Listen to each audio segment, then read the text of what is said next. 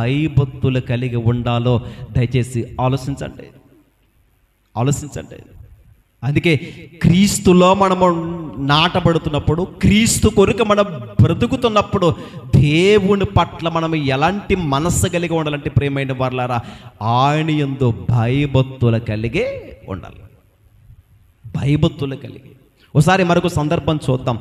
సామెతల గ్రంథము 8వ అధ్యాయం, సామెతల గ్రంథము 8వ అధ్యాయము 13వ వచనం. యెహోవాయందు భయభక్తులు కలిగి ఉండుటయు అది చెడుతనమును అసహించుకున్నటంట.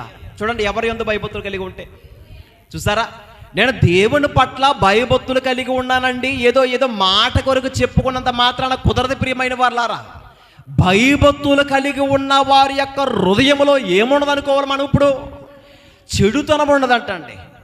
అంటే దేవుని పట్ల ఒక్కసారి భయభక్తులు కలిగి ఉండటం మొదలు పెడితే, దేవుని కొరకు బ్రతికే విషయంలో, భయభక్తులు కలిగి ఉండే నడుచుకునే విషయంలో మనం ఒకవేళ ఉంటేనంట, చెడుతనాన్ని ఏం చేస్తా?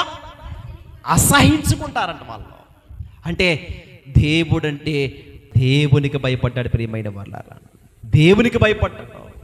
ఈరోజు దేవుని యొక్క భయము మనుషుల యొక్క మనుషుల్లో అది కనబడట్లేదంటే, ఆ భయము కలిగి ఈరోజు నడుచుకోవట్లేదంటే కారణం ఏంటో తెలుసా? మనం దేవుని పట్ల భయభక్తులు కలిగి ఒకవేళ ఉండట్లేదేమో అనుకోవాలి. ఇంతగా సామెతల గ్రంథంలో ఆ మాట చదవం కదా, యెహోవాయందు భయభక్తులు కలిగి ఉండుట చెడుతనాన్ని అసహించుకున్నటయే. అంటే చెడుతనము అనగానే ఇది దేవునికి విరోధం, నేను ఇలాంటి మురుకులంటే పాపము జోలికి నేను వెళ్ళకూడదు అని ఒక ఆలోచన వాళ్ళకి పుడుతుంది కనుక, అది చూడగానే వారు ఏం చేస్తారంటే అసహించుకుంటారు. నీచమైన ఒక అపవిత్రమైన మాటలు మాట్లాడుతున్నారు అనుకోండి, ఇది మంచిది కాదు అని దైవికంగా వెతుకుతున్న పిల్లలు, దేవుని పట్ల భయభక్తులు కలుగుతున్న పిల్లలు అక్కడ ఉండరు. ఎందుకనుకుంటున్నారో?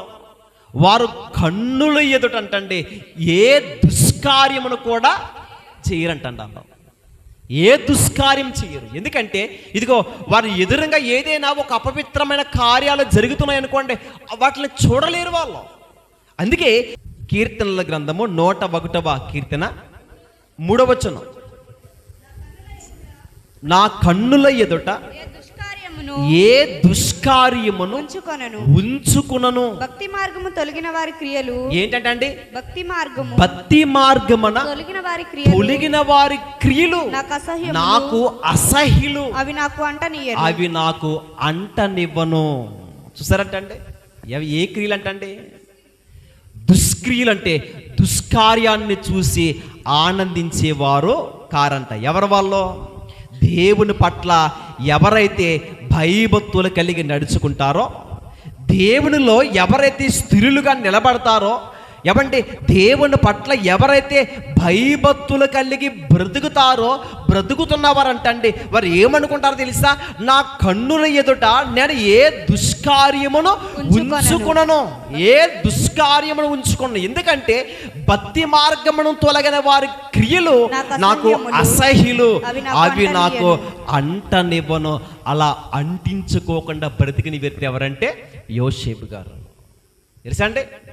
అంటే వాటిని అంటించుకోకుండా భక్తిలో వెదుగుతూ కూడా ముందుకు సాగుతున్నాడంటే, ఒక దైవికమైన ఒక ఆలోచనతో తను ఉన్నాడంటే, ఈరోజు కూడా దేవుని యొక్క భయభక్తులు ఆటోమేటిక్గా మనకు వస్తే, మనకి దేవుడంటే భయం అన్నదే మనకి పుడతాది ప్రియమైన వాళ్ళారా, పుడతాది.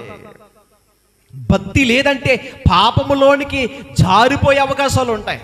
అందుకే ఎప్పుడు కూడా మనం ఎలా ఉండాలంటే దేవుని పట్ల భయభక్తులు కలిగి